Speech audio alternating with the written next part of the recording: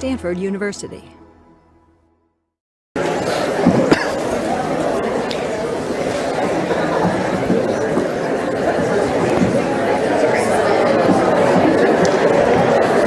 Okay, picking up from Monday.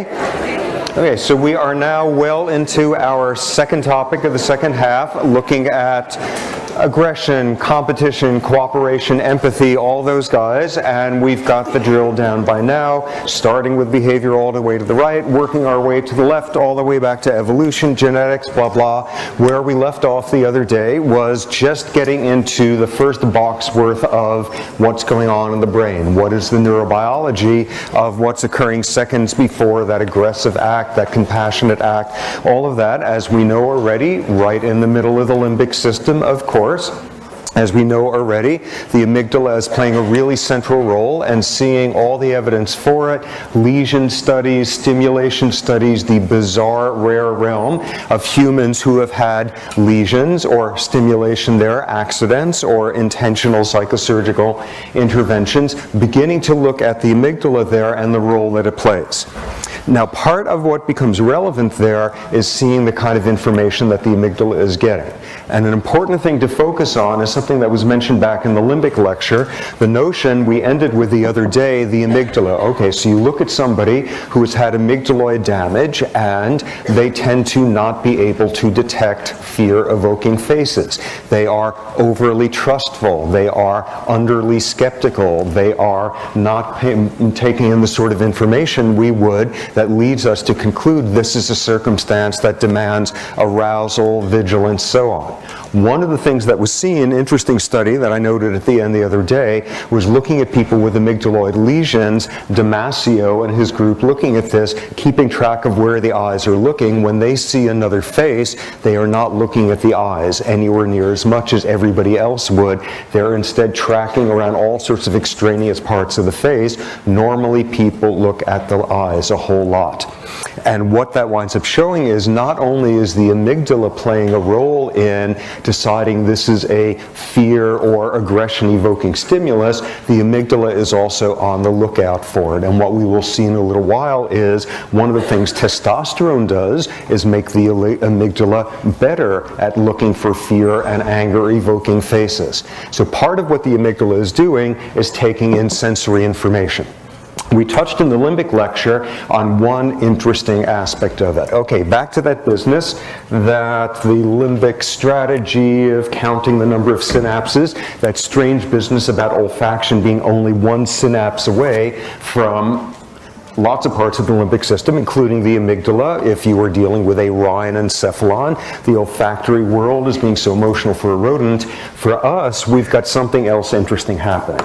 And I think I mentioned this. Okay, so you got the visual system, and what we have is the usual rule that visual information, just like auditory, just like tactile, comes in and goes by way of a way station along the way, whose name we won't worry about, and goes through all these levels of cortical processing and biocortex. People will remember layer one, doing dots to lines to moving lines, all of that, eventually processing, assessment, come up with an idea that, oh dear, this is a menacing face, and then let the amygdala know about this. What was also found a number of years ago is that there is a shortcut, there is a branch coming off of this way station called the lateral geniculate. There's a branch coming off which then is only one synapse away from the amygdala. What we heard is that's really useful in that it can get you fear-evoking, arousing information that much faster than going through all this cortical processing. It is a shortcut. It is not one synapse away, but it certainly makes for fewer synapses. That's a faster system that we've got in order to very quickly pick up information that should be of interest to the amygdala and all of its fear, anxiety, aggression type concerns. So that's wonderful. That's terrific for the amygdala. What I think we also heard is it comes with a downside, which is you send all this information through all these different steps there because it's doing all this cortical processing for you.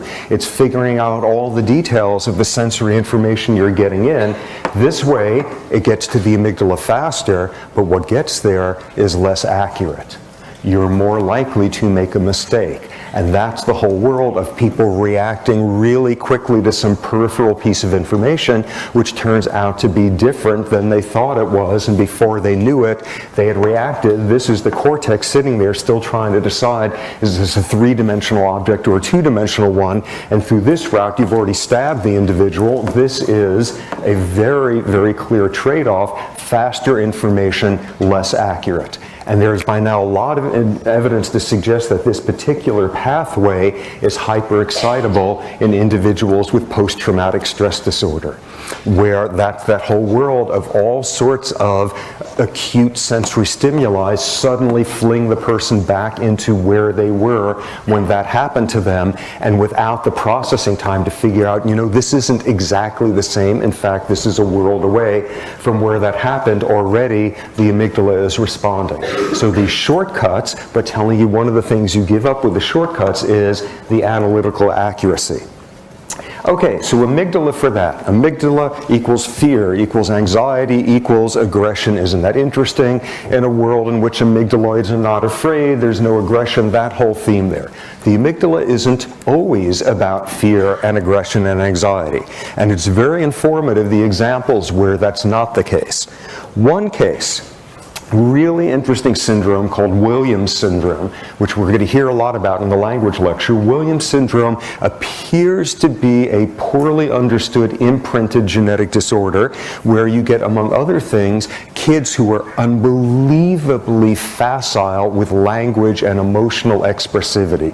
This whole world of Williams kids, it's this fascinating disorder where you get kids who are basically borderline retarded in terms of cognitive function, yet they have this spectacular adeptness at language, at reading emotions in other people, at communicating them. They are famously affectionate kids amid being very cognitively impaired. We'll see in the language lecture, most people think about Williams syndrome as an interesting example of the modularity of language control in the cortex. You can have very, very sort of facile language skills in these individuals who nonetheless are typically in the IQ range of about 70, argument being, we'll see in a couple of weeks, that there are specialized cortical areas for language. For our purposes, the interesting thing about Williams kids, and eventually Williams adults, is they are extremely trustful. They are extremely gregarious. They are incredibly vulnerable as adults to being taken advantage of by other people. And what you see with Williams individuals is you basically cannot evoke amygdaloid activation with scary faces. They don't register in someone with Williams. So there we see that this is not universally serving that role. Another example where there seems to be an exception until you think about it a little bit, people with social phobias. What studies have shown is, show a social phobic any sort of face, human face, and their amygdala activates. Oh, that's not telling us anything informative. It's telling us something very informative, which is if you have a severe social phobia, any face is a scary face to you. All faces do that rather than only ones communicating certain threatening emotions. Another one that seems puzzling, but which then makes perfect sense when you think about it, when you take people with clinical depression, the amygdala doesn't necessarily activate when you show them a picture of something frightening. It activates when you show them a picture of something sad. Okay, so now instead of doing fear and depression, the amygdala does sadness or something. If you think about it for a minute, that makes perfect sense. What the amygdala might very well be doing is responding to whatever it is that is most ethologically frightening to you, you as a species, you as an individual. If you are somebody who's depressed, the most frightening thing on earth is something sad around you as more justification for feeling even more depressed. The amygdala being far more subtle than, ooh, here's a scary predator with a knife coming at me, very much contextual. Okay, another thing that the amygdala is brilliant at, which we will come back to in more detail, but on a first pass is so depressing, is the amygdala is probably the part of your brain that is best at doing dichotomizing between us and them. forming categories, in-group, out-group, and responding to out-group stimuli. And we will see two things down the line, probably on Friday. Number one, it is really, really depressing how readily the amygdala forms some of these us-them dichotomies and the sort of thems that it responds to. Really depressing, but also some good news in there, remarkably subtle social manipulations that will change the sort of us-them dichotomies that the amygdala responds to. So stay tuned for that. Okay, so shifting from the amygdala, going to the incredibly interesting, important frontal cortex. And frontal cortex obviously was doing all sorts of stuff 2 lectures ago in the sex lecture, getting you to have the appropriate context for sexual behavior, getting to do the harder thing like leaping over streams and headbutting with other antlered beasts, if that's part of your mating season. Where the frontal cortex is particularly involved is this whole world of regulating appropriate behavior in the context of violence, aggression, competition, cooperation. Frontal cortex is incredibly important here. Okay, back to the limbic lecture. The limbic system is about subcortical structures underneath, things like that, and the cortex is about the cortex, and we heard in the limbic lecture, instead what was originally that heretical view by that neuroanatomist Nauta saying, actually the frontal cortex is part of the limbic system. It should be viewed as such, and over the years since, it being viewed as this is the cortical part of the limbic system. This is the cortical region that is intensely involved with limbic function, with emotional function. On an anatomical level, what we've already seen is, just as a first pass, tons of bidirectional connections, everything in the limbic system talking to the frontal cortex sending projections back all over the limbic system, so anatomically it's there. So in terms of what it's doing, the best way to describe what the frontal cortex is about is when there's a choice between doing something harder and something easier, and the harder thing is the better thing to do, it's the thing that makes you do the harder thing. And we'll see this plays out in all sorts of domains. The frontal cortex getting you to do the harder thing. First, beginning to see the way it works in terms of wiring. Okay, here we have reduced the entire world down to a simplified, there's 2 neurons that account for all the easier things you do in your life, and there's 3 neurons that account for all the harder ones. Here we have some circumstance where there's a circuit at some juncture, the easier but less desirable outcome. Behavior is this way, the harder one that way, and what you see is this has more inputs than this one. This is obviously some entire circuit of neurons, and this is highly simplified, blah, blah. But what we see is the way it's set up here is that there are more inputs into this pathway. This is what makes this neuron easier to activate than this one. There are stronger inputs into this pathway. This one has only 2 axons going to it. This one has 3. Yes, simplified.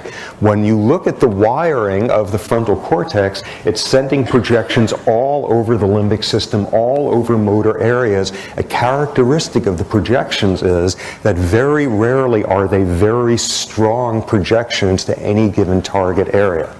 They're not the sort of projections where here's this limbic, this frontal cortical neuron that is now dumping all of its axon terminals into this one neuron down there. It does not exert a very strong influence over the excitation of any given neuron. Instead, what it has is a whole lot of weak but diffuse projections. What is the frontal cortex doing? It's slowly massaging the area there. It is giving biasing bits of depolarization of excitation. So what we've got here is, okay, the numbers are not quite working, but in any case, what we have here is, here's doing the right thing, that's harder, and it's a lot harder to get this neuron to do the right thing, that's harder, because there's less of an input than this pathway. What the frontal cortex tends to do is have these relatively weak inputs into all these systems where it makes it a little bit harder to just fall for this one. It gives more strength into this pathway. The frontal projections very rarely are activated participating on their own. Yes, indeed, we have another example here of modulating if and only if this pathway is already struggling to do the right thing. The frontal cortex tends to be able to push it over the top there to pull it off. Frontal projections as very diffuse, relatively weak, but biasing towards excitation rather than causing it, that tends to be the thing that it does. Okay, what you see in terms of making sense of frontal function is, as we heard the other day also, a huge whopping projection from that nucleus accumbens. You remember ventral tegmentum, nucleus accumbens, this huge dopaminergic, dopamine releasing projection into there. And on a certain level, you want a totally useless metaphor, but on a certain level, what the dopamine projection is about is, so here you've got the frontal cortex. The frontal cortex for a living makes you do the harder thing when it's the right thing to do. Dopamine is, in a sense, the fuel for that activity. Dopamine, the expectation, the anticipation, the capacity of dopamine to generate goal-directed behaviors is heavily running through this pathway. Dopamine is the thing that's giving, in a sense, the frontal cortex the energy to just push you over the edge and to tell you, yes, go this way instead of this way. What's also intrinsic in this is lots and lots of frontal projections that are inhibitory in that realm. An awful lot of what frontal cortex is also doing is whispering to this pathway saying, you really shouldn't do that, you're going to regret it, I know it's tempting right now, don't do it, don't do it. This super ego sort of neuroanatomy there of frontal cortex, dopamine as very strongly stimulatory in there. The whole role of dopamine as driving goal-directed behavior. And that was the critical business we saw in that study, showing you let the monkey know that it's now entered one of those periods where if it lever presses it gets the reward. Ooh, I know just how this works. Anticipation, that's great, up goes dopamine. If you prevent the dopamine from going up, you don't get the lever pressing. Dopamine is not just about anticipation. Dopamine is about driving the behavior needed to get the reward that you are anticipating. Dopamine as goal-directed behavior. Okay, so what you begin to see in terms of how this frontal cortex does this making you do the harder thing, it's manifest in all sorts of domains. Easiest, most accessible realm is seeing what it has to do with cognition, the way in which the frontal cortex gets you to do the harder thing. What it helps you to do is organize bits of information in ways that makes it easier to make sense of. Here is, if you ever find yourself being borderline demented and somebody is giving you a test, this is one of the tests they're going to give you, so start preparing. And this is this horrifying test called the CVLT, the California Verbal Learning Task, or some such thing like that. But here's what they do. Some neuropsychologist sits you down and says, oh, I'm just going to tell you something, a list of things here. See if you could remember. Today I went to the market and I bought 1 tomato, 1 hammer, 1 box of cereal, 1 grape, and goes through a list of 16 of these, 1 every second or so, and they finish and they say, okay, do you happen to remember what I bought at the market today? Oh my God, it is so stressful. So you manage to get out like maybe 7 of them correct, and the person says, okay, that's very good, let's do that again. Today I went to the market and I bought 1 tomato, 1 hammer, 1 box of Cheerios, 1 box of strawberries, and goes through this list again and seeing each time how many of them you remember, beginning to see your memory acquisition thing as you're getting closer and closer to remembering all 16.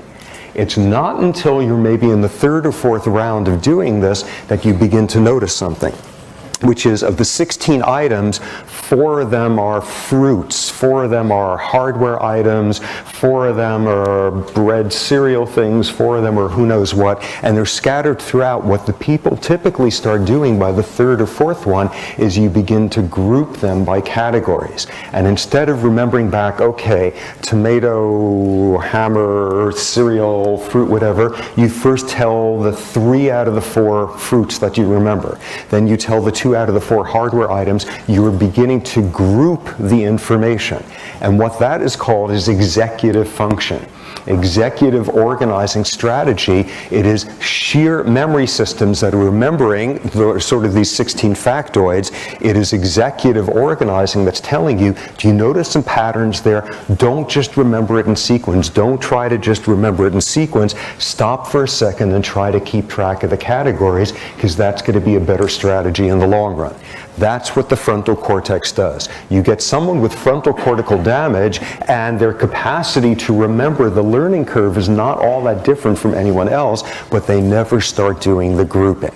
They never start doing what we might think of as almost cognitive strategizing. Ooh, I see a pattern here, and I suspect if I put the effort into exploiting that pattern, it's going to make it more productive for me to try to remember things rather than just trying to do it in sequence. So the frontal cortex is good for that. Where else do you get in the cognitive realm the frontal cortex getting you to do the harder thing? Where you get all this information in the cognitive realm is when you study people with frontal damage. Either people with accidents, or very often older individuals who have strokes there. There's a very distinctive type of dementia that takes out the frontal cortex called frontal temporal dementia, and all sorts of cognitive tests in those cases showing in the cognitive realm what happens when you're not having this going on throughout all the circuitry. One thing that would be given, okay, so you sit down this individual and you say, okay, you recognize this, don't you? Even though most of you guys don't by now, growing up in the digital era, but this is the face of a clock, and it comes with a little hand and a big hand, and they point in informative directions. So you ask the person, okay, you recognize this, of course, this is a clock face. Now, where would you draw the hands if I said the time was 11:10? 11:10, so sit for a minute and think about where we are, and of course, it's 10 minutes after 11, and that's where the hands would go. Someone with frontal damage instead would draw the hands at 11 and 10. What are the rest of us doing? We're saying, okay, the easier thing is to just get gummed up on the number 11 and the number 10. Wait, don't do that, hold on. Remember, 10 is a coding for multiples of 5 minutes, because that's the way clocks are organized. So 10 is actually two of these, so it's 11, 10. 10 is a shorthand for saying 10 minutes after 2, and you put your hands in the right place. Somebody with frontal damage can't hold off, and they get pulled by the easiest interpretation of the sound 11:10. They draw the hands at 11 and 10. So this is what you would see. More examples. What the frontal cortex is good at is getting you to inhibit the easier route when it is a very well learned, very well conditioned one. Here's what you would do. Now you take the person who you think may have some frontal damage, and you say, okay, here's a task I want you to do. Starting with December, tell me the months of the year backwards. What have we all learned since way back in first grade or whatever, that this is an easy thing going forward, this is the harder thing right now.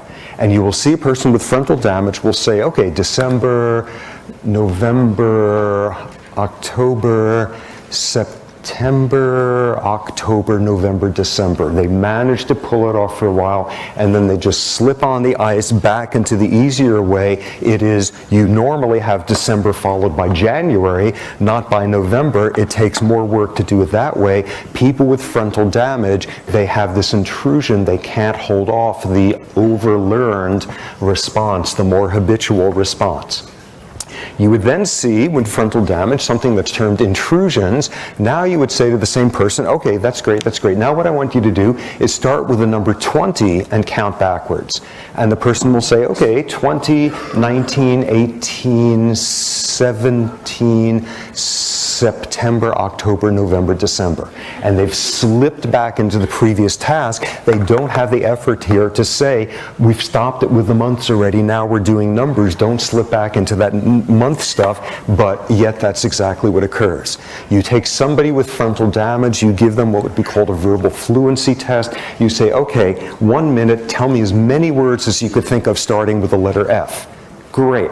Now tell me as many words as you could think of starting with the letter M, with the letter P, so on. And you go with letter M, and by the fifth word, they're back to words with F. The previous task intrudes in there.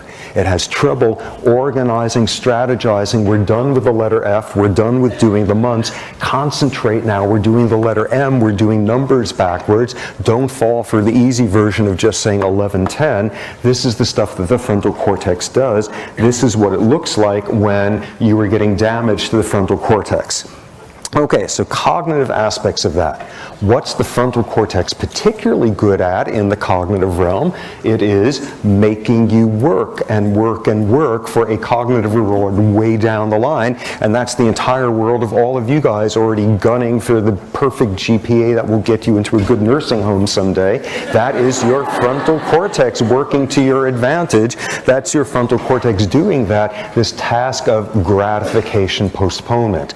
Do the harder thing. Where am I going to get the energy for it? It's these frontal inputs that's just biasing so I could do the harder pathway rather than the easier. You find this also when you're doing electrophysiological, when you're recording, you're sticking in electrodes and seeing when neurons are excited. Suppose, for example, you've got a monkey and you are recording, you have electrodes both in the visual cortex and some other ones in the frontal cortex.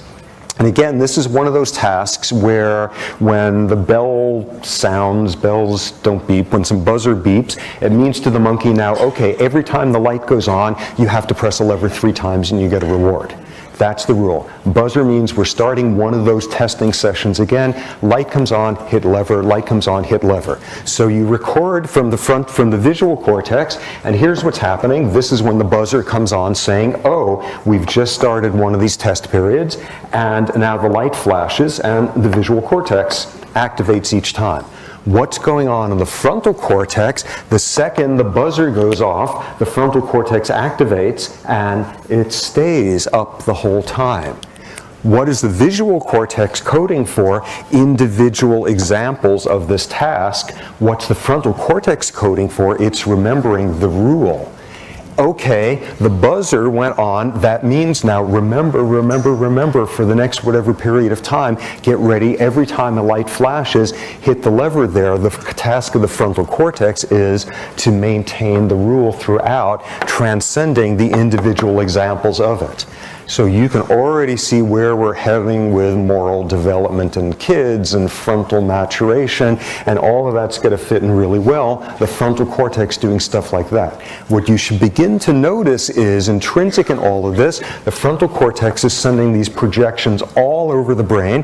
The frontal cortex does not code for individual examples of rules, but instead maintains rules for long, long periods. The frontal cortex works really hard. Frontal cortical neurons have very high metabolic rates, and a whole world of neurology thus is built around the fact that frontal cortical neurons are very fragile. They die very readily. All sorts of neurological disorders damage the frontal cortex with behavioral changes that go along with that. Okay, so you've got the wiring, the patterning, all of that, but then at some point you wonder, well, learn all sorts of rules. Back when I was about 3 years old, I learned this rule having to do with, no more diapers, and if you go to the potty, you get M&Ms, and in fact, I sort of have internalized this, and does that mean you need to go to the bathroom now, is internalized that there's a frontal cortical neuron that got excited when I was 3 years old and got toilet trained and has been firing ever since then? No. What you see after a while is the frontal cortical realm of remember, you go to the bathroom when you need to do this, remember, you say the months forward, remember all these sorts of things. At some point it becomes automatic. It becomes reflexive. And what is seen is, at that point, the frontal cortex stops being the area that is active. At some point, instead, it becomes implicit pathways, procedural pathways. It gets stored elsewhere in the brain. What you see in individuals with Alzheimer's disease, where you get a lot of damage to the hippocampus and the cortex, particularly the frontal cortex, what you see is all sorts of things that were learned way back when and learned enough to just be habitual, people can still do. You will have somebody who is demented enough that they could not tell you what decade it is, the name of their spouse, the name of their children, how many children they have, whatever, but this is someone who still knows how to knit. They learned when they were 7 years old how to knit, and now 80 years later they can still do that. This is not the frontal cortex remembering the knitting rules for the last 70 years or so. This is, it became automatic and got moved elsewhere. And a whole bizarre world you see with frontal damage in individuals with these dementias, where some of the things that become automatic are remarkable, suggesting that you've got storage capacity in other places in the brain when you don't have to consciously think about it. When something has become so automatic, you go to the bathroom when you need to void your bladder. Okay, we don't have to think about that anymore. It has now gotten to a pathway like this. Other brain regions, particularly the cerebellum, seems to play a large role in that. Stay tuned. We are going to be getting to a very interesting point about moral development in kids. When do certain moral rules stop having to be coded in the frontal cortex and instead become as habitual as toilet training? We'll see some really interesting implications of that. Okay, so what do you see when you get frontal damage? You get all these cognitive problems there, and these problems with doing the harder but more correct thing cognitively. You see it as well in terms of doing the harder but more correct thing in terms of behavior, social behavior. First classic example of this, they take away your neurobiology license if you don't mention this guy at some point. How many of you have heard of Phineas Gage? Okay, how many of you have not heard of Phineas Gage? Okay, time for Phineas Gage. Okay, but the ones who've heard of him, let's all say this in unison. Okay, Phineas Gage was the first identified individual to have massive frontal damage. Phineas Gage was a foreman on a railroad construction line in Vermont in the 1840s. One day, thanks to somebody or other doing something wrong, there was an explosion of some dynamite which blew a large metal rod through his forehead and out the other side, taking out his frontal cortex in the process.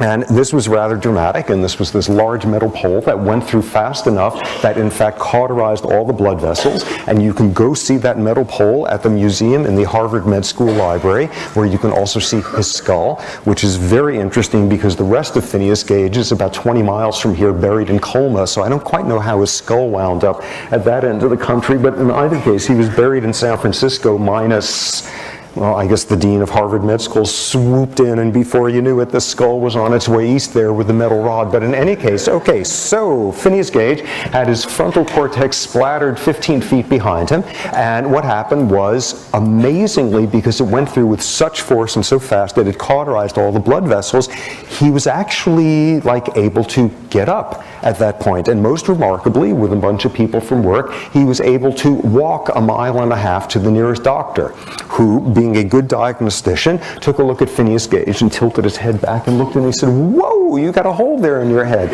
And was sort of looking in more detail and saying, "Whoa, you've got frontal cortex got blown out of your head there." And this was sort of the peak of diagnostic skills at the time. But what happened was the boss there on the railroad line said, "Gage, you know what? Take the rest of the day off. See you tomorrow." So Gage goes home, and the next day he returns, not just figuratively, but literally transformed overnight. Gage, who was this sober, sobrietous, religious man, highly reliable, foreman of this entire workplace, etc., Gage was never able to work a day steadily for the rest of his life. He became this brawling, abusive, sexually predatory, out-of-control individual, and that original doctor, seeing what he turned into, was the first one who said, well, whatever that part of the brain was that got taken out there, whatever it was, that part of the brain reins in our animal energies. And 170 years later, there's not a hugely better definition out there as to what the frontal cortex is about. So Phineas Gage being the official first one, and you learn all about this guy, but very interestingly, about a year ago, somebody found the very first photograph of Phineas Gage, and go look at that online. What's interesting is he looks like a perfectly normal guy. The pole took out his eye along with the frontal cortex, and obviously there was that problem, but this is like the face of somebody from the 1850s, and there's something, I don't know, I found very moving about seeing this face that everybody learns about Phineas Gage, and everybody has seen his skull and the reconstruction of the accident, and that's right, this was like a regular old person whose life was completely destroyed when the frontal cortex got scattered all behind him there. Remarkable first example of that. Since then, most of the evidence for what frontal cortex is about from damage is older individuals who have stroke damage to the frontal cortex. And what I mentioned, I think, in the limbic lecture, one example of what this looks like was a horrifying case in a facility in the East Bay some years ago where an 80-year-old man who had had extensive frontal damage due to a stroke was found to have raped an 80-year-old woman with Alzheimer's disease. This is what frontal damage looks like in an 80-year-old. Here's something very interesting to consider, and seeing exactly the terrain we're heading into here with this sort of information. Approximately 25% of men on death row in this country have a history of concussive head trauma to the front of their head. Front of the head, where you wind up damaging the front of the brain, frontal cortical damage. And what we enter into here is this whole realm where this stuff is stupefyingly relevant to making sense of criminal behavior in humans. Possibilities of frontal damage.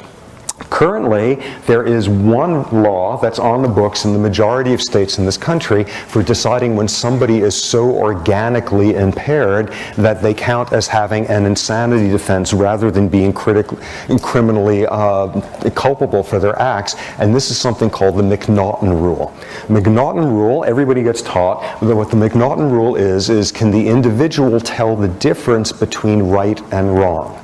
This is the gold standard in courts as to whether or not somebody gets a organically impaired insanity defense ruling or not. McNaughton, whose work, whose all of this cutting-edge neurobiology was based on, McNaughton was most probably a paranoid schizophrenic, a guy in 1840 who attempted to assassinate the Prime Minister of England and was so clearly psychotic that this was the first case of the jury formally saying that, no, there is something too sick about this man to hold him responsible for his acts. And the clearest thing that came through in that trial was he could not distinguish right from wrong.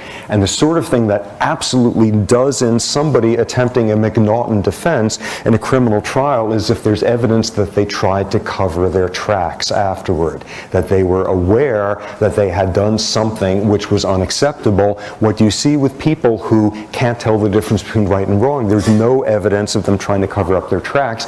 Where do you see McNaughton rules standardly applied? Severe schizophrenics. And for example, John Hinckley, the person who tried to assassinate Reagan in the 1940s, in the 1980s, but well, I won't go there, but in the 1980s, and he was found innocent or guilty with an insanity defense because he failed a McNaughton ruling, severe schizophrenic. So this has been the gold standard in most of the courts in most of the states in this country. The only way you could be held not accountable for your criminal actions because of organic impairment would be if you can't tell the difference between right and wrong. But then you got a problem, because you get people with frontal cortical damage and they can tell the difference between right and wrong. They know the rules, they can state them for you, yet they can't control their behaviors. And this comes through with all sorts of tests, but you could show this now with people with frontal damage. And for example, here's the M&M test that you give them, and what you've got is something desirable. In this hand you have 5 M&Ms, in this hand you have 1. And the rule is, if the person reaches for the 5 M&Ms, you pull your hand away quickly and they get 1 M&M as a reward. If they reach for the 1 M&M, you pull your hand away and you give them 5 M&Ms. In other words, can they be disciplined enough to not reach for the 5 M&Ms and instead hold out and go for 1? You get more of a reward that way. By doing the harder thing, you will get more of a reward. Extensive frontal damage, they never, ever, ever are able to reach for the 1 M&M. They always get pulled towards the easier solution, the easier, more superficial way. There's 5 M&Ms. That's what I want. Instead of being able to do the executive stepping back and saying, if I go for 1 right now, I will get 5. What is remarkable is you get an individual with frontal damage and they will tell you what the rule is. They will sit there and say, I know what you're up to. You want me to grab the 5, but then I'll only get 1. What I need to do is grab the, and then they go for the 5.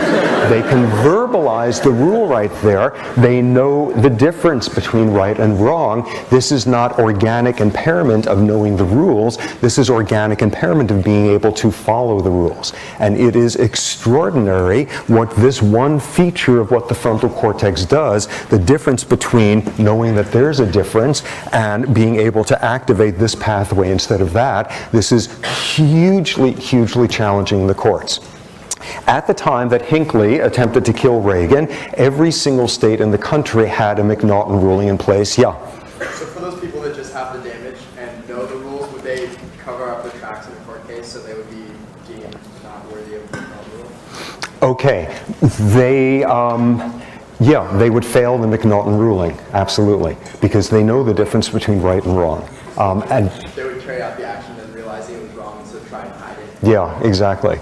Or if they're disturbed enough, okay, for our purposes, yes, the person will know the difference between right and wrong, but they still cannot regulate their behavior. And this is a huge problem. What you wind up seeing is the McNaughton rule has generally been accepted in most states in this country. At the time that Reagan, the assassination attempt was made, federal criminal rulings had McNaughton ruling in it. Almost all the states had McNaughton, and something about 10 or 11 of them also had an organic impairment of volitional control, recognizing realms of frontal damage. And what was very interesting was in the aftermath of Hinckley being found criminally insane instead of guilty, there were these Neanderthal bellowings all over the country, editorials everywhere about how Hinckley had gotten away with it. Within a month, the federal government, Congress, revoked the ability to have a McNaughton ruling in any federal criminal trial. The vast majority of states in this country, their legislatures promptly leapt into action to repeal McNaughton. And along the way, I think in all but one or two states, the volitional impairment rulings went down the tubes also. And at this point, the vast majority of states in this country, you could have your frontal cortex blown out of the water and you've got 1/2 neuron still functioning there, and that is not relevant in a court of law. An area that desperately, desperately needs some reform. To give you a sense of how bizarre this could look, this dissociation here between knowing the difference between right and wrong and being able to regulate your behavior, this is what it would look like in terms of criminal sort of behavior with frontal cortical damage. And bizarrely, this was actually a law case I was involved with some years ago, where this was an individual who had just been convicted of his 8th and 9th murders.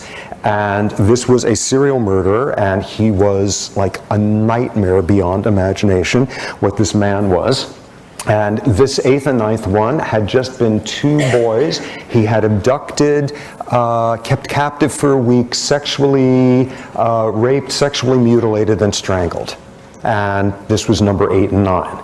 And he had been brought out of a maximum security prison in Florida where he was serving a whole bunch of other life sentences. And this was a case down in San Diego that he was brought out for that one. And the defense consisted of 3 minutes of the defense attorneys getting up and saying, yes, he did it. He absolutely did it. This was the defense. So this was now in the penalty phase, deciding, was this person going to get the death penalty, or was he going to get life in prison without the chance for parole? And the relevant thing about him was when he was 6 years old, he had had a massive car accident that destroyed his frontal cortex. He spent 2 months in a coma, no prior history of antisocial behavior, no family history of any of it, came out of it extremely behaviorally disinhibited. By age 11, he had assaulted his first individual, first murder by age 13, a completely broken machine. Here's what behavior looks like in somebody with no frontal cortex in this realm. One of the things he also did, in addition to a string of murders, were kidnapping and rape and aggravated assault. And this was one woman who had managed to fortunately survive this. And she'd been abducted by him, where he took her to his apartment and kept her there for a week, repeatedly raping her, beating her senseless, days and days of this going on. And eventually, whatever it is that shifted in him shifted. He had, of course, her wallet in the process of kidnapping her and seeing her name, where she lived. He finally says, okay, time to go, bundles her into his car and drives her home. And as he lets her out, he says, I had a really good time. I hope you did too. Here's my phone number. Maybe we can get together again sometime. And drives away. And no surprise, he was arrested within an hour or so and eventually sort of pinned to a whole bunch of these other ones. This is what it looks like when you got no frontal cortex. What's interesting there is obviously making no attempt to cover his tracks, he was able to verbalize some of these rules and say it was inappropriate, and he was able even to be told the specifics of his own case with other names used and be able to say, whoa, that's not something you should do, that's against the law. At these junctures, though, completely going off the rails. He had an interesting combination, though, which is that there were some elements of the difference between right and wrong aspect of it. The fact that he had his frontal cortex damaged so early in life, what you tend to see is around age 5 or 6 or younger, the person tends to never quite incorporate the rules either. It's not till you get, say, adults who get frontal damage that you get the absolutely pure dissociation between this is not okay to do, this is a wrong thing to do, I am not going to do it, and then goes and does it. He instead had this much more mixed case there. When you get the frontal damage around ages 5 or 6 or younger, you get what is now termed acquired sociopathy. You don't do a great job of incorporating the rules themselves, and you certainly can't act on it. So this is what it looks like with someone who is that broken in this part of the brain. Ironic ending, first jury was hung. We got one person to hold out for organic impairment and give him life without parole. So that was a mistrial, and second jury went through the whole thing all over again, and it took him 3 hours to give him the death penalty. So what's very interesting there is like 25% of men on death row have a history of concussive trauma to their frontal cortex. Really, really interesting. So, but now we begin to see some of those if-then clauses. Here's another individual with a history of frontal damage, and this is a relative of a close friend of mine.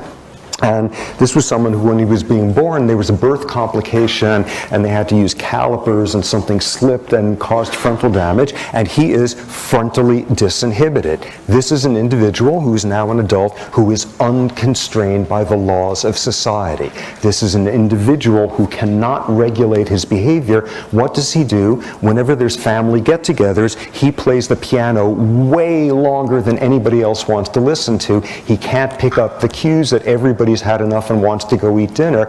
Well, that was great. I think the pot roast is getting a little cold by now. Wasn't that great, everyone? Wasn't that? And just keeps, oh my God, he's out of control. No less frontal damage than this guy did. So here we have this puzzle. We do not have the simple machine output there of, oh, massive frontal damage, this person is a serial murderer. Massive frontal damage, this person plays Scott Joplin for hours and hours until even his grandmother can't stay in the room anymore. What's the difference? I think we begin to see some of our if-then clauses perhaps relevant. The Scott Joplin playing one, upper middle class family, tremendous family support. This guy coming from a family anything but that. We begin to see the, if you have no frontal cortex, but you have tremendous amounts of family support, lots of opportunities, blah, blah, it is going to look different than the massive case of it. Okay. So now, looking at that, what we see is there's just a couple of states and a couple of juries in this country that could deal with the implications of somebody having 99% of their frontal cortex destroyed. All you need to do to see the problem we're up against is what happens if you got somebody who's got 97% of their frontal cortex destroyed, or 94%, or 85%, or finally in our realm where we all just have different sized ones and the person next to you has 5% more synapses there, or 3% fewer reuptake pumps, or whatever. That is beginning to get into a realm that is very challenging. Okay, so legal implications there.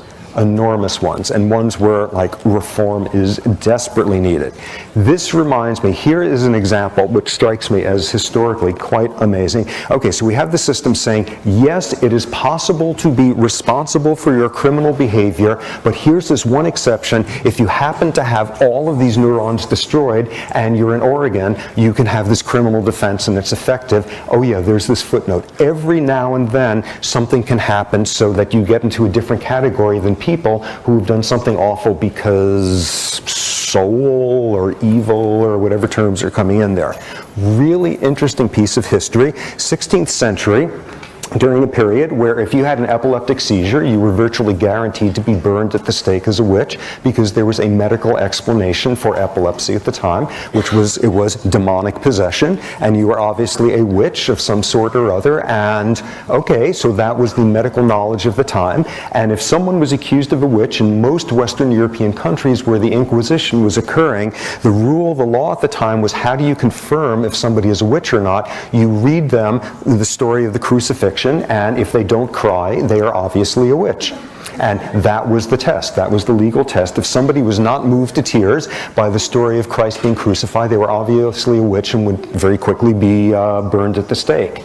At that point, one very, very progressive physician who was up on the top of behavioral biology insights at the time wrote a pamphlet saying, well, yes, of course, we need to get rid of witches because they're bad news, and of course we should burn them, and this is a very good test. You have to remember, though, that every now and then in some elderly women, the lacrimal glands can atrophy, so they can't cry. So this would be someone who is involuntarily unable to cry rather than they're a witch. You just need to keep that in mind when you do some of that witch sentencing stuff. Sometimes it could be due to this organic impairment business, but the overall structure, yeah, let's get rid of those witches, and that's a very good way of getting at it. That makes no sense at all. I suspect ultimately saying that in a small handful of places, if you have no frontal cortex at all, we're talking about neurology. If you got any frontal cortex, we're talking about morality and soul and even all of that. I suspect it will eventually make as little sense as lacrimal glands drying up. Okay, I'm obviously just on the edge of high rating, so let's take a 5-minute break and we will continue. Frontal cortex of yours, keeping track of all those different rules and keeping you from belching loudly in the middle of a lecture and all those other frontal cortical sort of tasks. What's the time of day when your frontal cortex is least active? Any guesses? Okay, wait, somebody say something clear. Late at night. Late at night. When late at night? When you're sleeping. When you're sleeping? REM sleep. REM sleep, your frontal cortex basically shuts down entirely. That's why your dreams make no sense. That's why your dreams, you're doing all sorts of things you would never want to do in real life. The thing about the frontal cortex is that it keeps you from doing and saying the sort of stuff that all of us contemplated various times, but we would die if anybody knew we were thinking that. Or you wipe out the frontal cortex and you do it, or you take the frontal cortex offline in the middle of dreaming, and suddenly that seems like a wonderfully prudent thing to be doing with yourself in the middle of a dream there. That's when the frontal cortex is least active. Okay, so now frontal cortex, looking at one of its most distinctive, interesting things about its function, its development. When does it develop after birth? And I think what I've already mentioned is the frontal cortex is interesting because it's the last part of your brain to fully develop. It is the last part of your brain to fully form all of the myelin on its axons. It's the last part to get its full large complement of synapses and branching connections and such. It's the last part of the brain to develop. When does the frontal cortex, on the average, completely mature, go online for the first time? Around age 25, which is astonishing, which, among other things, should be reckoned in the context that probably all sorts of you guys still have a whole lot more myelin to lay down there in the frontal cortex. It is the last part of the brain to fully develop. Some immediate implications of that: if it is the last part of the brain to develop, it is by definition the part of the brain least constrained by genes. And it is the part of the brain most sculpted by environment and experience, which is real interesting given that it is the most definedly human part of the brain. So, frontal cortical development in kids. What we've already heard is by age 5 or younger, get frontal damage and you get this acquired sociopathy. You don't get as clear of a dissociation between, you know what the rules are, you simply can't carry them out. It's more of a mixed bag at that point. Frontal development after that. The frontal cortex works in a very interesting, perfectly logical way in teenagers, as follows. When you look at frontal activity and the extent to which it is being driven by dopamine with one of these brain scanners, take an adult and take a teenager, and they each have circumstances where they're doing some task and they get a reward, and some of the time they get a smaller reward than they think they deserve from the amount of effort they put in, and some of the time they get an unexpectedly large reward. Circumstance where the individual gets a bigger reward than anticipated, dopamine goes up in adults and drives frontal metabolism to a certain extent. Dopamine goes up much higher in the teenager. Now, a circumstance where the task is being carried out and you don't get the reward. Dopamine goes down in an adult, frontal metabolism goes down a bit, dopamine goes down much more in the teenager. The gyrations are much more extreme. The dopamine-driven metabolic changes in the frontal cortex are more dramatically large for reward, are more dramatically having the floor fall out under it for lack of reward, for disappointment. It's a system that is simply less regulated.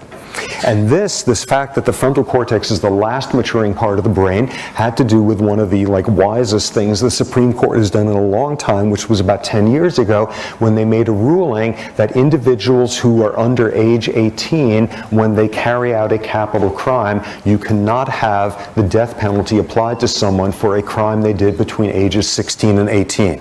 Because explicitly stated in the court decision, the brain and the regulatory areas of the brain are not fully mature at that point. The most neurologically informed the Supreme Court has been in a long time. Again, the McNaughton rule, which is the backbone of the criminal defense legal system in this country, is based on 170-year-old neurobiology. So this was a major leap forward in jurisprudence meets neurobiology in this country with the Supreme Court ruling. Of course, one might ask is, so what exactly happens in the brain on the morning of your 18th birthday that now makes it okay to put you to death, where the science simply doesn't back it? But at least that recognition, the Supreme Court actually dealing with the fact that a 17-year-old does not have a normal frontal cortex yet. What else goes on? Thus, by the time you get a fully online frontal cortex around age 25 or so, one of the truly depressing things out the other end of it is the frontal cortex is the third most vulnerable brain region to normal aging. Bummer. That is a drag. What that winds up meaning is you have spectacular impulse control for about 3.5 weeks on your 25th birthday, and it's all downhill from there. There's a motor system in the brain called the substantia nigra, which loses most of its neurons with aging. That has something to do with the tremor of old age, Parkinson's disease. The hippocampus loses a substantial percentage of its neurons with age. That has something to do with some of the memory problems.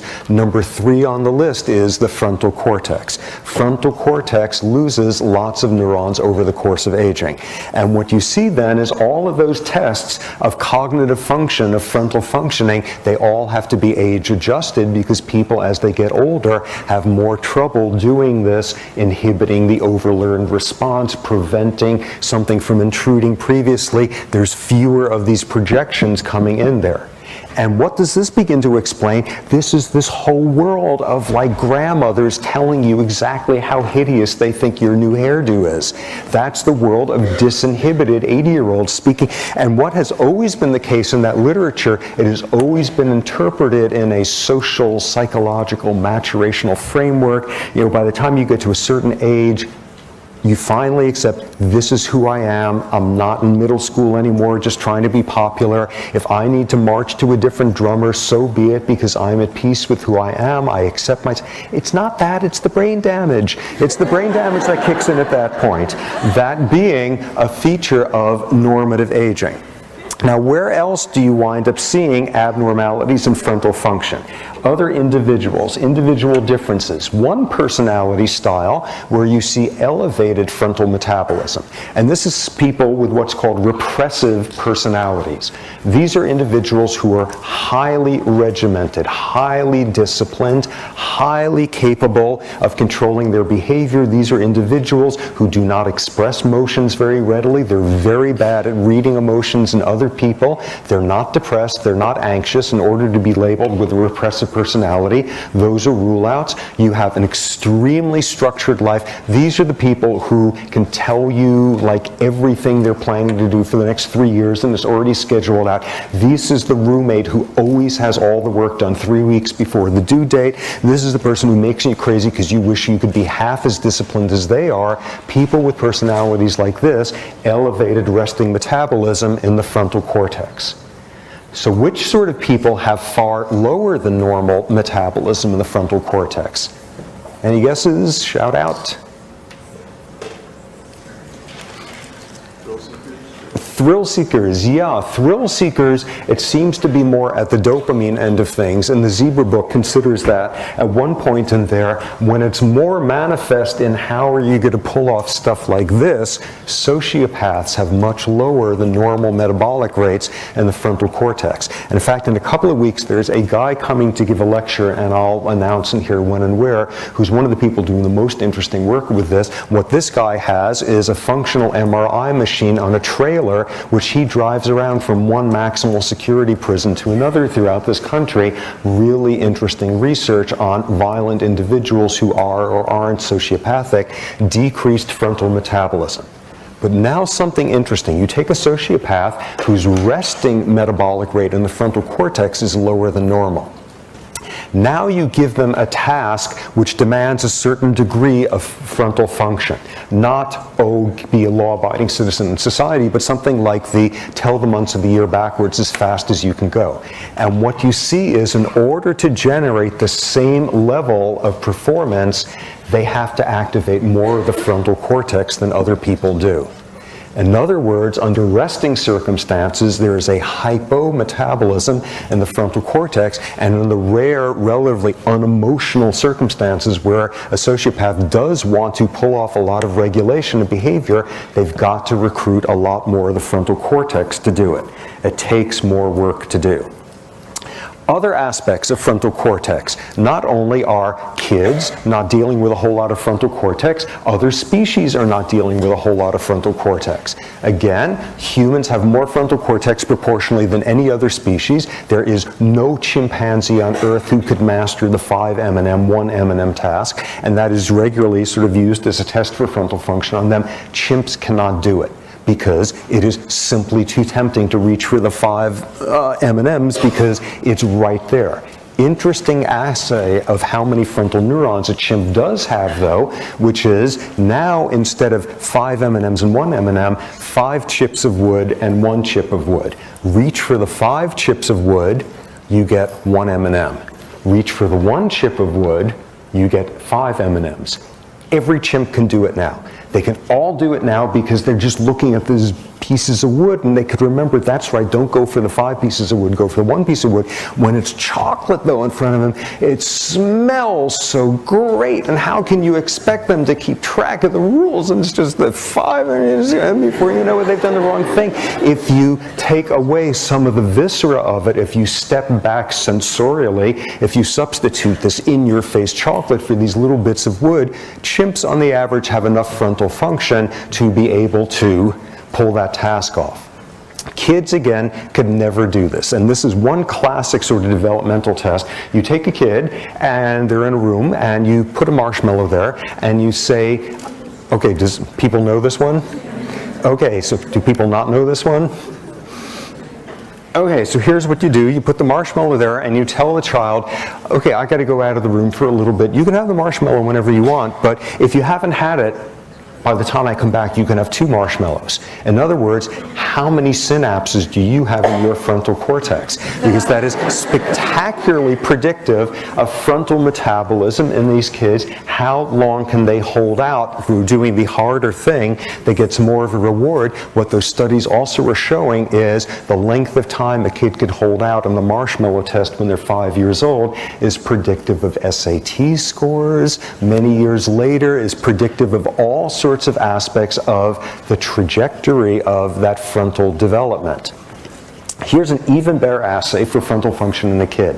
And this one, I think this is even more informative than the marshmallow test. Here's what you do. You got your 5-year-old and you play hide and seek with them. And the deal is you're the one who hides, who counts first while they go and hide. And what you do is you finish counting, and then you loudly, excitedly say, here I come, I'm going to get you, here I come. Oh, where are you? And then they instantly say, right here under the piano. Because they don't have enough frontal neurons to keep themselves from saying that. They can't stop themselves from saying, here I am, falling for that. Now they switch and it's their turn to count, and they count, you count up to 10, and they go 7, 8, 9, 10, 11, 12, 13, 14, because they're so excited to have discovered recently there's all these numbers that why not count all of them off and show, and they've long forgotten you're supposed to stop at 10. They can't inhibit that response. This is what frontal function looks like in a kid. So marshmallow tests and hide and seek tests. How's this, though, for taking that charming world of 5-year-old regulation and putting it into a much more depressing developmental context? Studies by now showing at age 5, already kindergarten-aged kids, there is a relationship between your socioeconomic status and the thickness of your frontal cortex and its resting metabolic rate. What's the part of the brain that has some of the highest levels of receptors for glucocorticoids? The frontal cortex.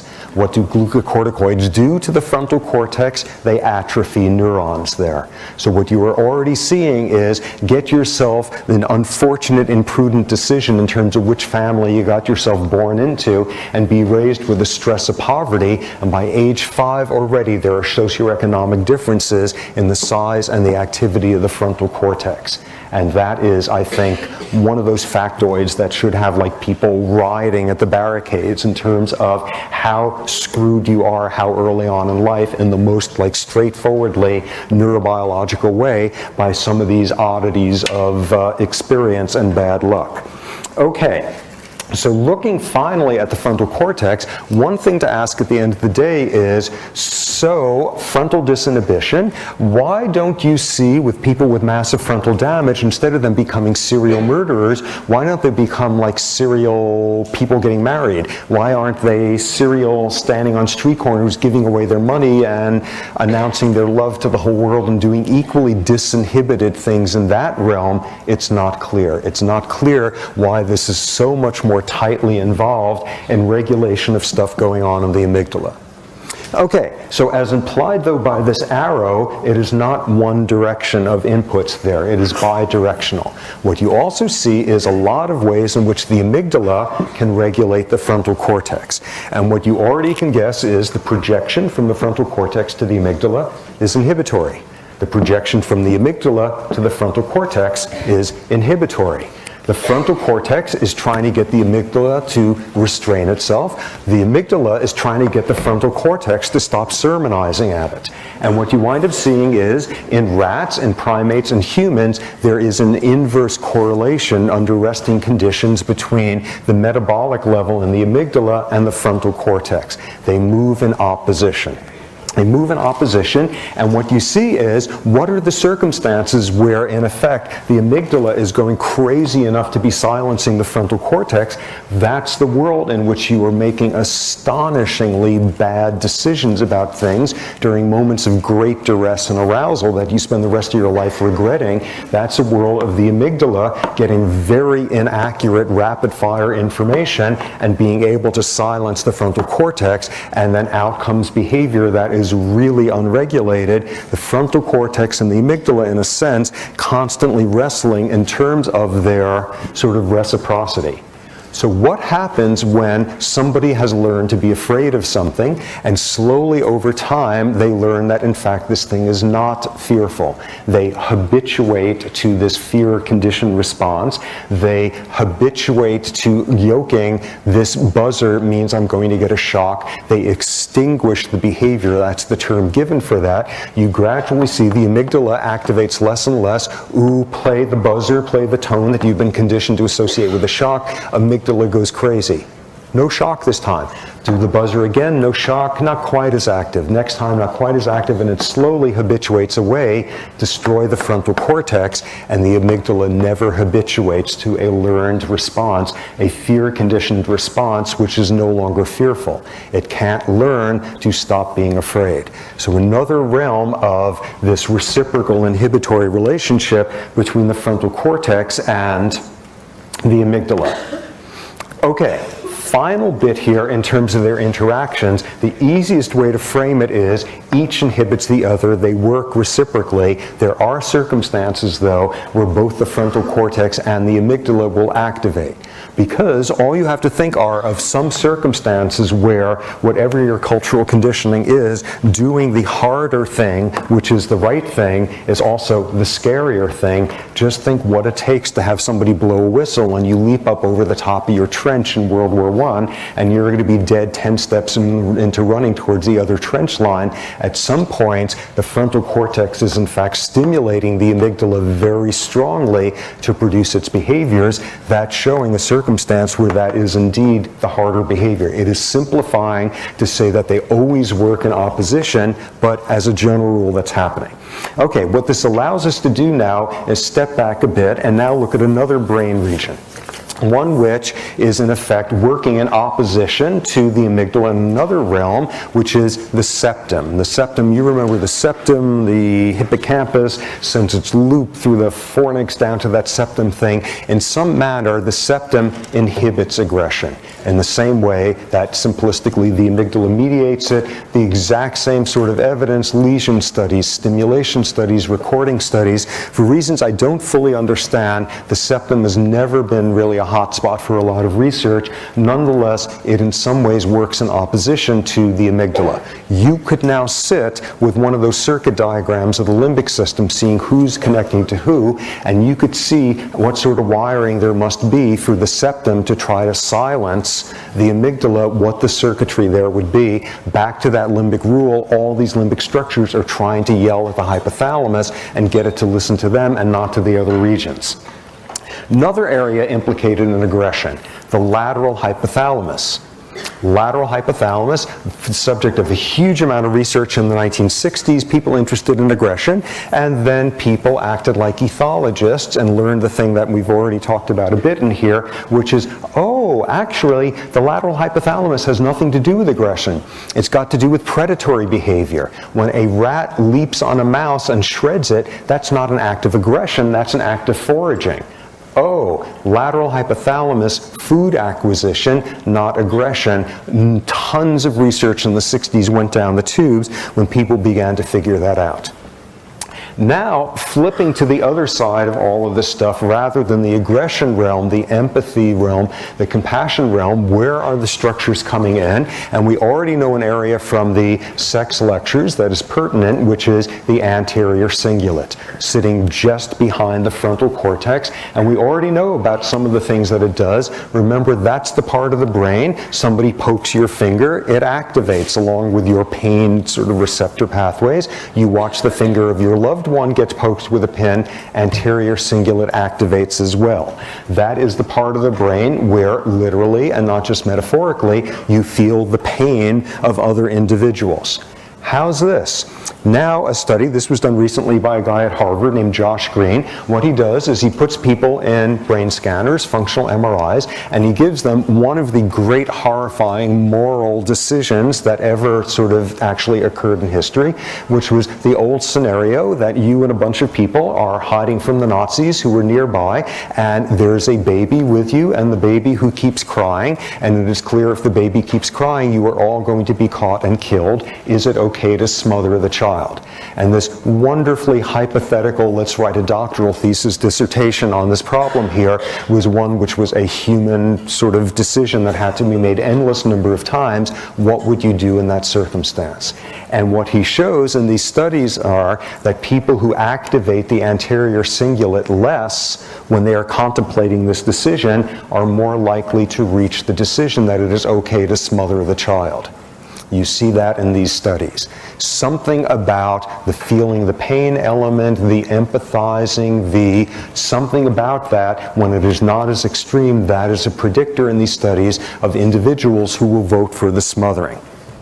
All of this has given rise to this view that a lot of what's happening between the cortex and the limbic system is a whole lot more complicated than this old dichotomy between thought and emotion, and the cortex is about thought and the limbic system is about emotion. What is clear is instead they are inseparable. This whole notion brought up already, that guy Damasio, major figure in the field, this book of his called Descartes' Error, where he goes over Descartes' notion of the separability of thought and emotion, and how in terms of brain function that is not remotely the case.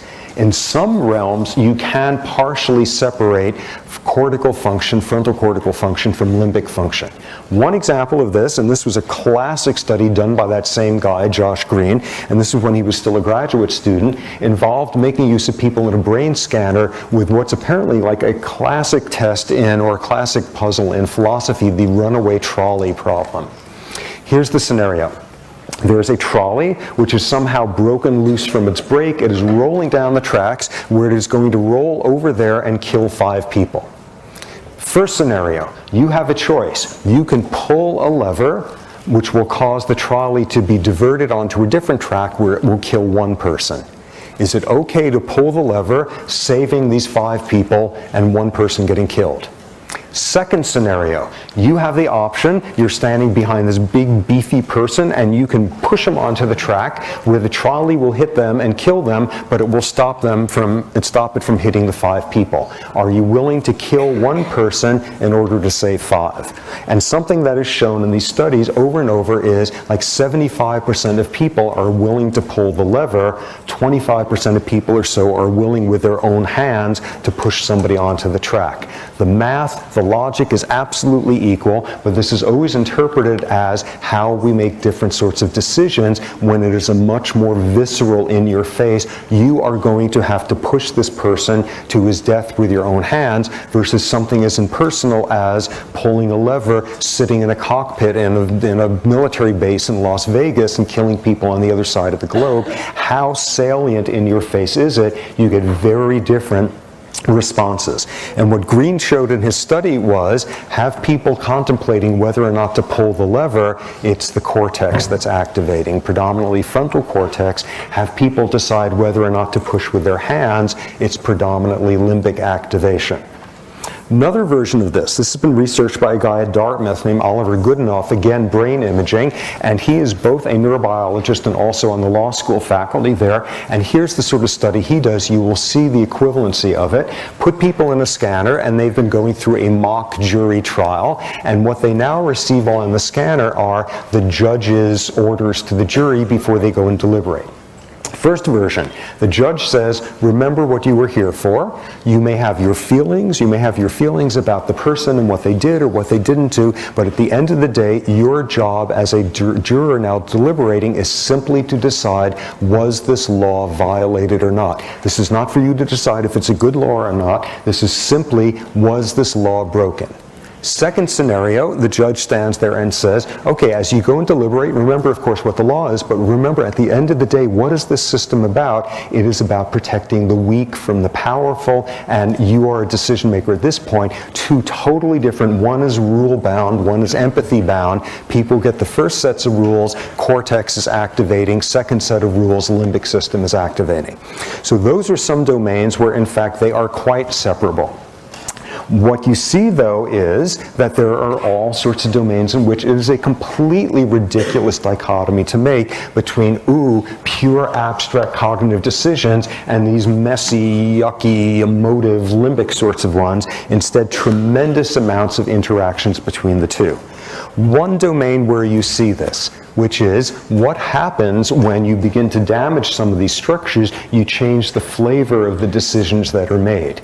Get people with frontal damage and give them the runaway trolley problem, and they are far more likely to say, yes, it is okay to push somebody onto the tracks. They get a far more utilitarian decision. Equally interesting, and the same sort of punchline, studies where a technique that's now just being worked out called transmagnetic stimulation, where you can decrease the activity of certain cortical regions for a couple minutes at a time, turn off one subregion of the frontal cortex in people, in volunteers, and in various game theory games that they're doing, they become a lot more utilitarian, they become a lot more selfish. So modulating interactions between there, crosstalk between the two. In some ways, the most interesting demonstration for me of the ways in which these are not separable, this thought from emotion stuff, is this really interesting domain of how the human brain does metaphor. Okay, so we get to symbols, we get to abstract things, we get into a world where we have a legal system where not only can we judge that somebody has done something wrong to somebody else if they have murdered them or stolen their possessions, but they can be viewed as having done something transgressive if they've ruined the reputation of somebody else, if they've stolen the ideas of somebody else, plagiarism. This is a very abstract world of judgments we have. These are very symbolic realms of decision making we are often into. Yet, we have this problem that we have this very old evolutionary brain that did not necessarily evolve for doing symbols and metaphors. And one of the things you wind up seeing is when the brain evolved the ability to do some of this more metaphorical stuff, it had to make use of the old circuitry that was there. And thus what you wind up seeing is very often when dealing with extremely abstract issues of decision making, we treat some of the metaphorical components as if they were absolutely real. What would be an example of this? Here's one very cool study that was done recently. Okay, so your body and your brain is very wired up for doing temperature regulation. Ooh, this is hot, this is cold, these are different temperatures, there's a whole like metric and temperature sensitive receptors, and there's a whole circuitry thing, and it's going about the very physical task in the very real world of telling something about temperature, oscillation of ions, or whatever. Get a hold of this study. Somebody is coming up for what they believe is some sort of psych testing that they have volunteered for. They get in the elevator to go up, and the actual experiment is started in the elevator. Somebody working on the experiment comes in, and they're holding a whole bunch of books and barely holding on to them, and they're having a cup of something, and they ask the person, can you do me a favor, I'm about to drop this, could you just hold this cup until we get up to the 4th floor? In one case, the cup is iced tea. The cup is cold. In the other case, the cup is warm tea. Warm. So the person spends about 15 seconds holding either this cold cup or this hot cup, and the person thanks them afterward, and out they go, and then they are asked to evaluate the personality of the person they just interacted with in the elevator and hold the warm cup, and you rate the person as having a warmer, more expressive personality. What? No, no, no. Temperature, we're talking about like how fast molecules are oscillating. That's what temperature is. Warmth, that's just a metaphor. They get intermixed. When brains had to invent dealing with things like how warm of a personality somebody has, or even something as nutty as how warm is the color of the carpeting in this room, where are you going to stuff it? In some way, it is hijacking some of the far more literal pathways of storage information in the brain. Another example, here is a wonderful one. We already know that the same part of the brain, the anterior cingulate, that will tell you that your finger was just poked, is telling you that somebody else's finger was poked. You are feeling their pain in the same part of the brain that is doing pain in a literal sort of way. Another case of the brain kind of mixing metaphor and symbol with the real thing. Here's a particularly interesting version.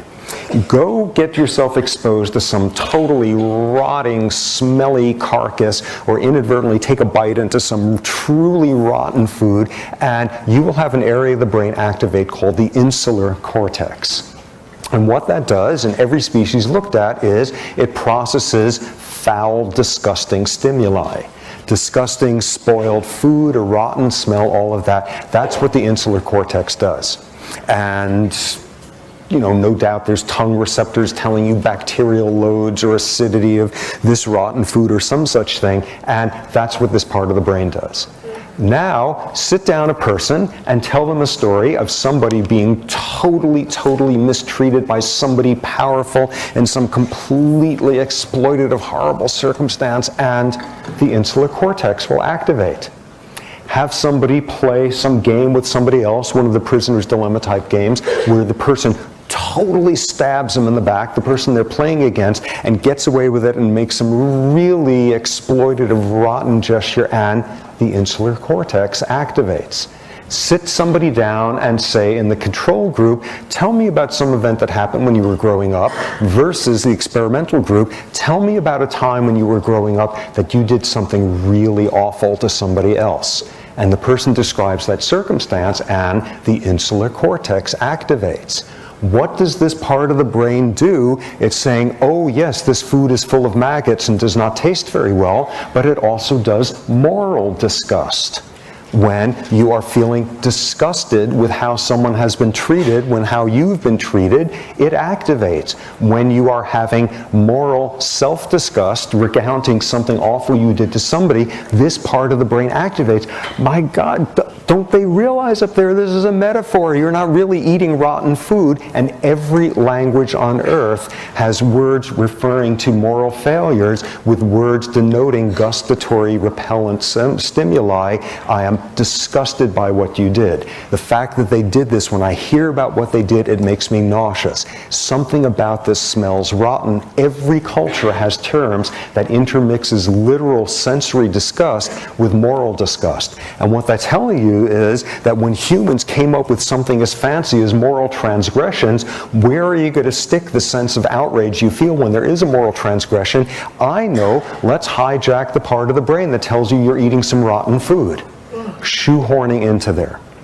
Now what you see is it is possible for us to begin to confuse on which level those areas are working. Another study, amazing one, a couple of years ago. Here's what was done in the study. You take people and you put them through their paces of either telling me something wonderful you did when you were a kid, something neutral, or some moral transgression you once had. Tell me all about it, and then afterward saying, well, thanks for participating in this, and tell you what, we can't pay you, but we can either give you this pen set, or we can give you this nice flash drive, or we can give you this little soap set of scented soaps or whatever, and have people talk about their moral failings, and they're more likely to choose the soap afterward.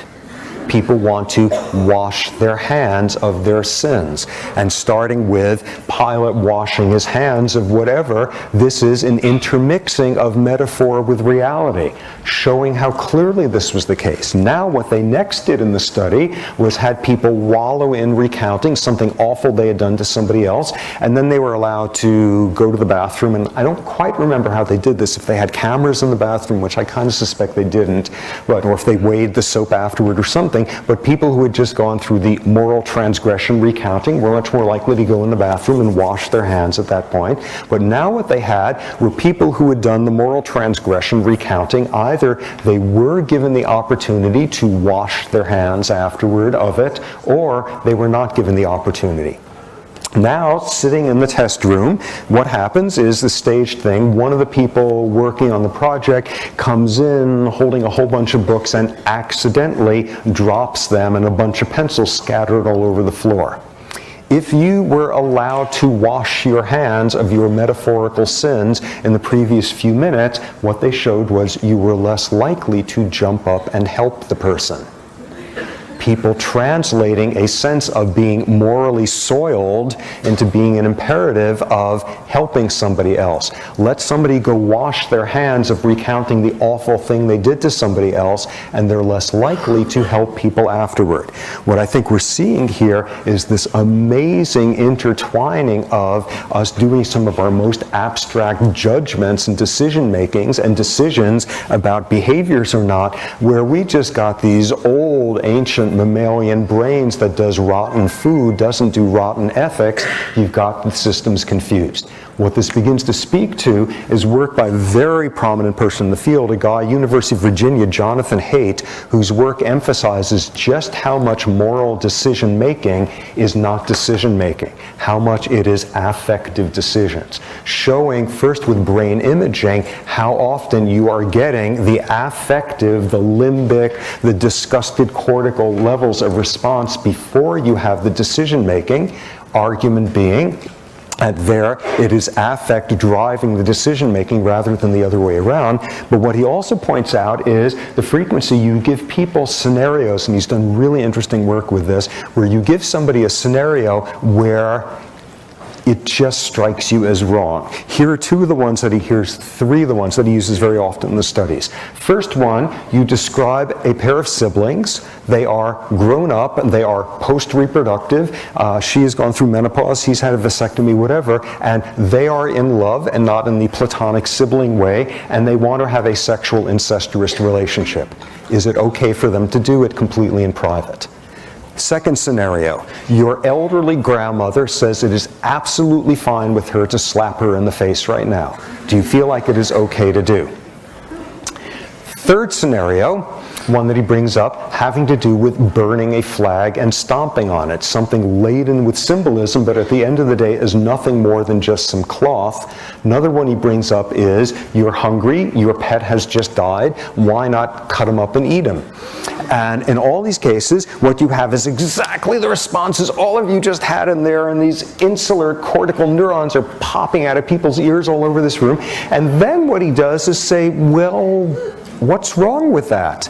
And people really have a hard time giving a rational explanation. This whole framework that he has developed, which most of the imaging research agrees with, that people make their affective decisions long before their more cognitive ones. The cognitive ones are catching up afterward, trying to figure out, well, why is it so important that you cannot step on some cloth that has this pattern on it, but it's okay to step on cloth with it? Why is that something worth putting in people in jail for? It just doesn't feel right. And I think what that has much to do with is how much of the coding of the abstract stuff has to be stuffed into ancient brain pathways that's telling you about very cold things instead of cold personalities, very disgusting foods rather than disgusting moral acts. We are dealing with a very ancient brain, and one that's not very good yet at separating sort of a limbic world from a more cortical one. Okay. Couple more pieces of this. Final piece in terms of making sense of the neurobiology, which is now you look at parts of the brain when somebody is committing an aggressive act and you show neurons get activated there. And, well, that's kind of interesting. All sorts of hypothalamic nuclei, midbrain, brainstem, those reptilian parts of the brain from the other day. You see that happening and you say, well, someone does something aggressive and they activate. That seems to be interesting, that seems to be pertinent, and it winds up being not pertinent in the slightest. Because what you see is those are the same neurons that would activate if you are running for your life. Those are the same neurons that would activate if you were running joyfully to meet someone. Those are neurons that are just doing the nuts and bolts sympathetic nervous system stuff. If you were running for your life, or if you were running towards someone you love, and those are totally different emotional states, nonetheless, your heart has to be beating faster and your diaphragm has to be doing something different. These are non-specific pathways of activation in the sympathetic nervous system. As has been stated, if you were recording from some of these sympathetic nuclei in the midbrain, if you were recording from them, you cannot tell the difference whether a person has just murdered someone or just had an orgasm. In both of those cases, neurons have to be doing very similar things. There's a whole realm of non-specificity to arousal. And this brings up a really important quote, and one that I think will run through all of these aggression sections here. A quote from Elie Wiesel. Elie Wiesel, concentration camp survivor, Nobel laureate for his writing. Elie Wiesel, extraordinary man, who has this famous quote which goes as follows: "The opposite of love is not hate. The opposite of love is indifference." And the way that he uses it is in sort of a historical framework. The opposite of love is not hate. The greatest harm you can do to someone who has been a victim of something is to be indifferent to their history, to deny that it has happened, to see it not be an imperative to make sure it never happens to anyone else again, etc., etc. The opposite of hate is indifference. Applied to physiology here, it is absolutely the case. When you look at what the sympathetic nervous system is doing, when you look at some of the stress hormones, love and hate are not opposites in the slightest. They are physiologically very, very similar. What I think that also tells you is how readily some humans psychopathologically can confuse the two states. When you look at some of these brainstem, hindbrain, spinal areas during these acts, love and hate are not opposites. They are very related to each other.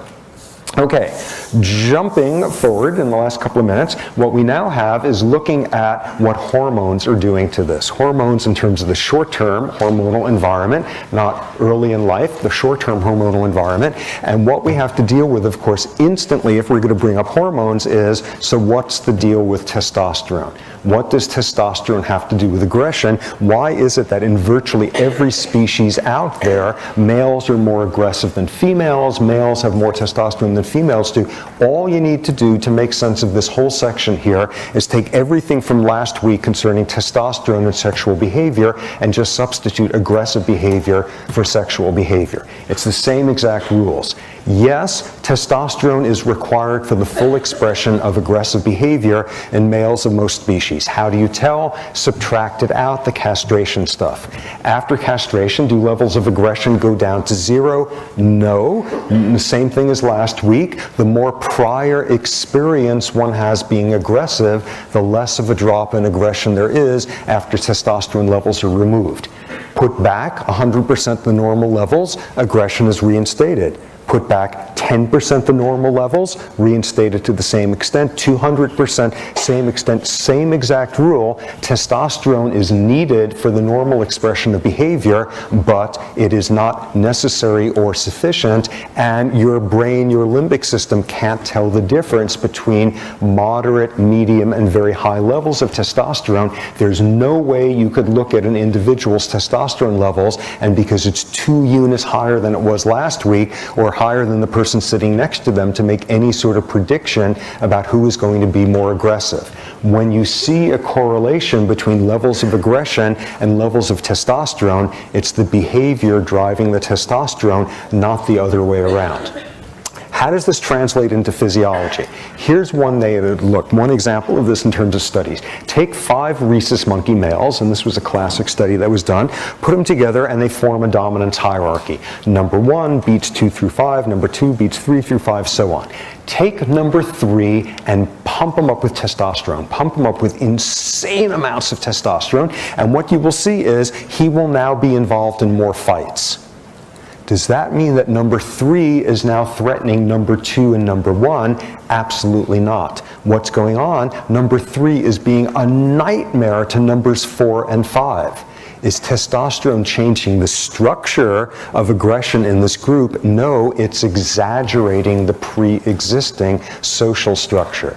What testosterone does is modulate, it amplifies. It does not turn on a radio of aggressive music. It increases the volume if and only if it is already turned on. What does this look like in terms of the biology, getting down to the neurobiology level? That whole business, raised testosterone levels, and the amygdala gets a lower threshold for deciding that a face looks threatening. Put somebody in a brain scanner and flashing up subliminal faces, and it takes less of a scary face, one that would be borderline, higher testosterone levels in someone, amygdala activates more. How would this look like on a cellular level? Back, remember, with that business about action potentials, the neuron has an action potential, and then for a while afterward, it enters a refractory period. It is silent for a while afterward. What does testosterone do on the level of single neurons in the amygdala? It shortens the refractory period. It makes it possible for the neurons to fire more times per unit time, thus asking the question, what does testosterone do to electrical activity in neurons in the amygdala? It does nothing. If and only if the neurons are already excited, testosterone will increase the numbers of them. Testosterone does not cause, it amplifies. And what it mostly amplifies is pre-existing social structures. Okay, you notice there that I was also being very careful in saying on the average, males are more aggressive than females, and all sorts of species out there on the average, males have higher testosterone levels than females do. The one great exception to this, which is briefly touched on in the zebra book, which is one of the great topics in all of endocrinology these days, is spotted hyenas. Hyenas are weird animals. Hyenas have a totally different worldview